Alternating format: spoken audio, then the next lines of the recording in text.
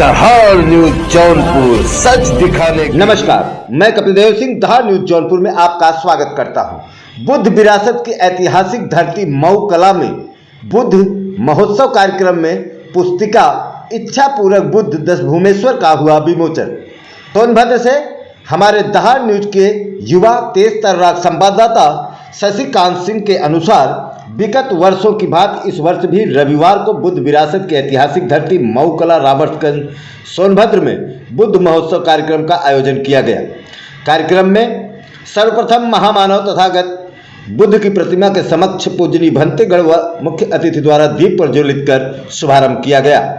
तत्पश्चात बुद्ध महोत्सव कार्यक्रम के संरक्षक एवं पूर्व विधायक अविनाश कुशवाहा ने स्वागत अभिभाषण देते हुए थम्ब देशना सहित बुद्ध के विचारों को आत्मसात करते हुए महामानव तथागत बुद्ध के बताए हुए मार्ग पर चलने को कहा और बताया कि तथागत के सत्य अहिंसा के मार्ग पर चलकर कठिन से कठिन चुनौतियों का सामना किया जा सकता है एवं बाबा साहेब भीमराव अंबेडकर के संविधान का अनुसरण करते हुए समता मूलक समाज निर्माण के लिए सदैव तत्पर रहना होगा, तभी विश्व का कल्याण होगा। वही कार्यक्रम में आए मुख्य अतिथि पूर्व मंत्री, उत्तर प्रदेश सरकार विधान परिषद सदस्य एवं राष्ट्रीय महासचिव समाजवादी पार्टी स्वामी प्रसाद मौर्य ने कहा कि कीर्तिमान समय में महात्मा बुद्ध के बताए हुए अष्टांगिक मार्ग का अनुकरण करते हुए मानव जाति का कल्याण हो सकता है।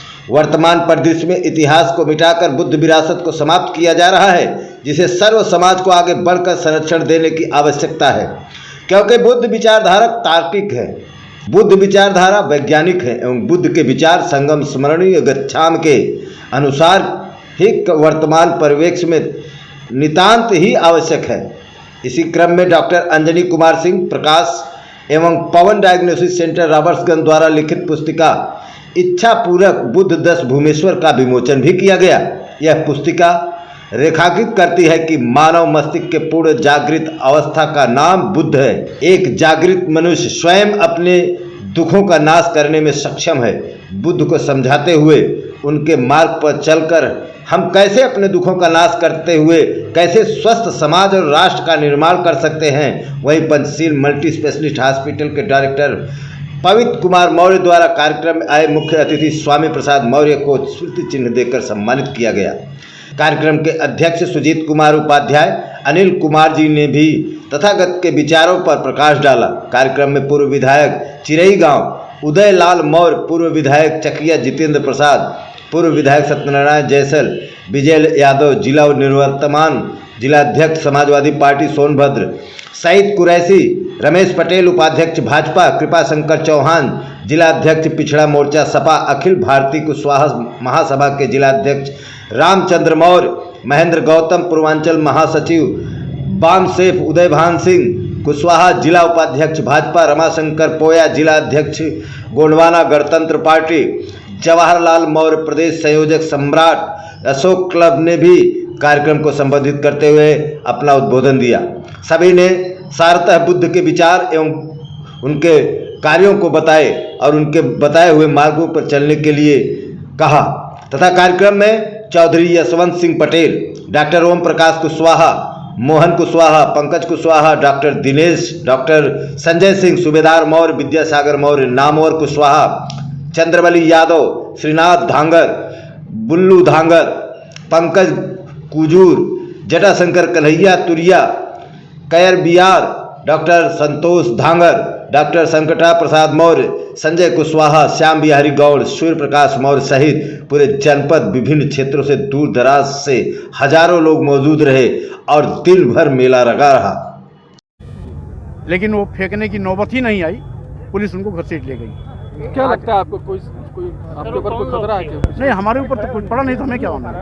मंत्री जी, ना हमारी गाड़ी पड़ा ना हमारे ऊपर पड़ा। मंत्री जी, सपा विधायक जो है राकेश प्रताप सिंह ने कहा है कि जो रामचरितमानस की बात जो विरोध कर रहे हैं वो न समाजवादी है न सनातनी है।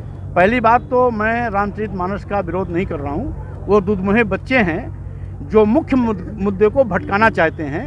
मैं महिलाओं, आदिवासियों, दलितों, पिछड़ों को अपमानित न किया जाए धर्म के नाम पर, इसलिए तुलसीदास की कुछ चौपाइयों के वो हिस्से संशोधित किए जाएं या प्रतिबंधित किए जाएं। छोटी सी मांग है, रामचरितमानस कहाँ आता है? आज आप जो है बुद्ध के शरण में हैं, यहाँ पे क्या संदेश देना चाहते हैं यहाँ से? देखिए, सभी धर्मों का मकसद है मानवता सशक्तिकरण और मानव का सम्मान। आज से 2500 साल पहले बुद्ध भारत की धरती पर पैदा हुए,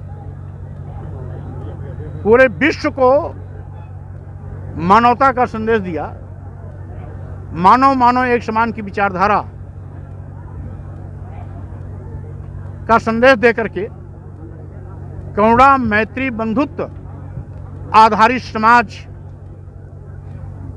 की रचना का निर्देश देकर के उन्होंने एक वैज्ञानिक शोध दिया, जिसके नाते आज भी विश्व के 51 देश भगवान बुद्ध के विचारों पर चलते हैं।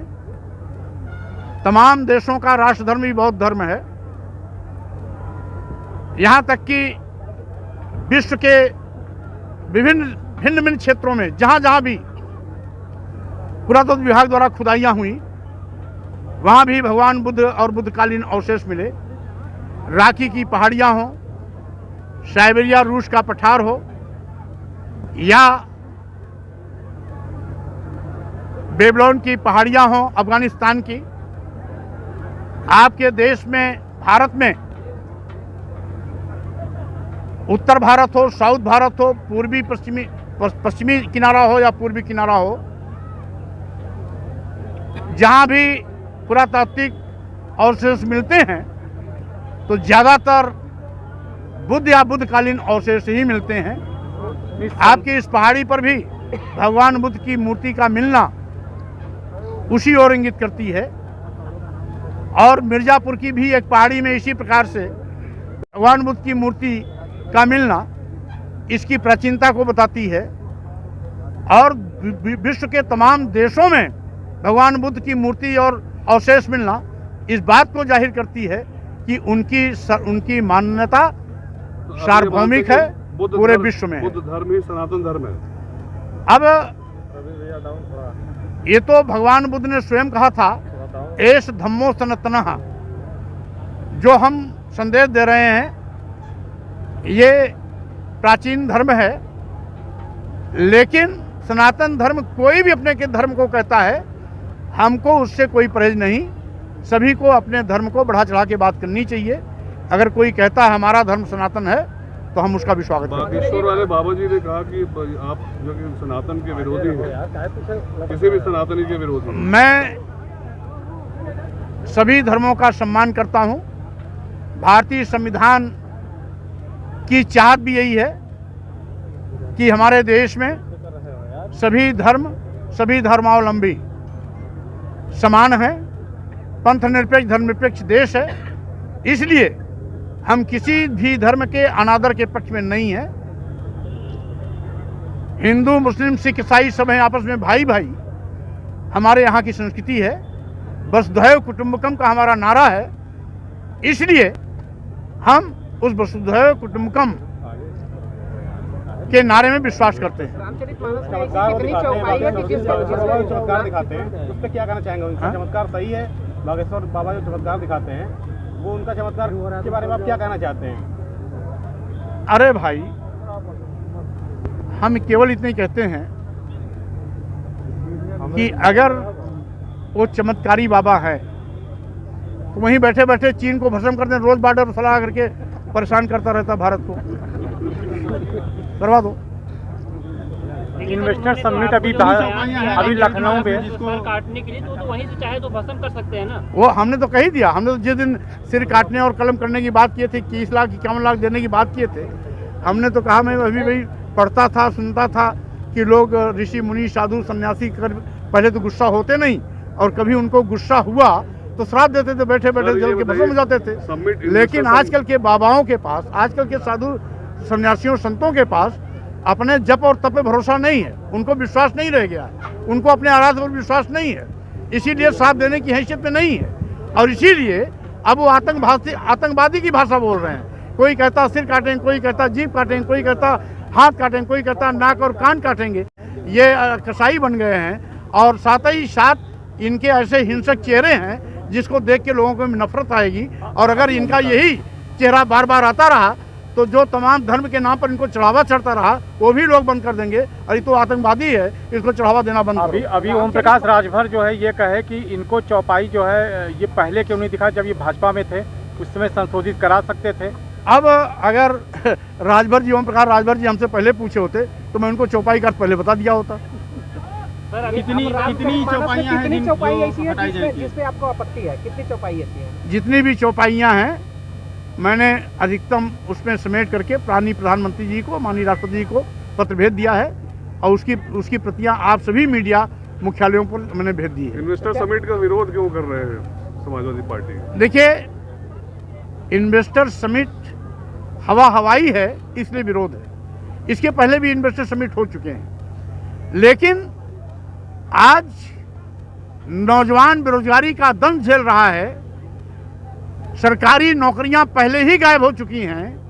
नए उद्योग के अभाव में, नए उद्योग के लगने के अभाव में आज भी उनको निजी क्षेत्रों में रोजगार नहीं मिल रहा है।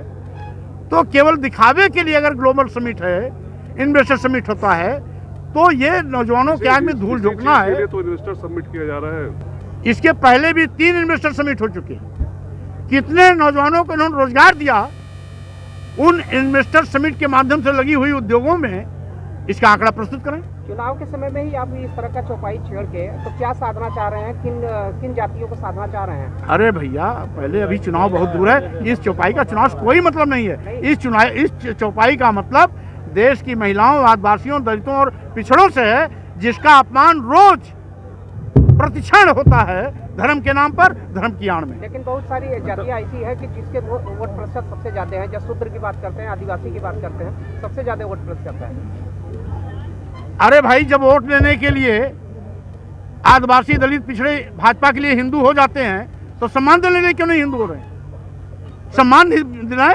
तो समाजवादी पार्टी का तुलसीदास की रामचरितमानस की उन चौपाइयों को क्यों नहीं प्रतिबंधित करते?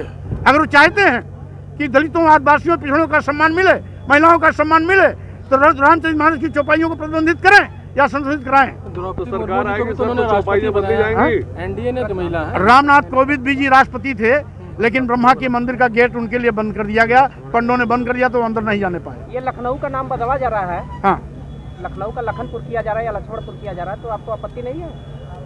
आपत्ति हमें है, क्योंकि लखनऊ में लक्ष्मण का कोई योगदान नहीं है। लखनऊ राजा लाखन पारसी की धरती रही है। लखनऊ राजा लाखन पारसी की राजधानी रही है।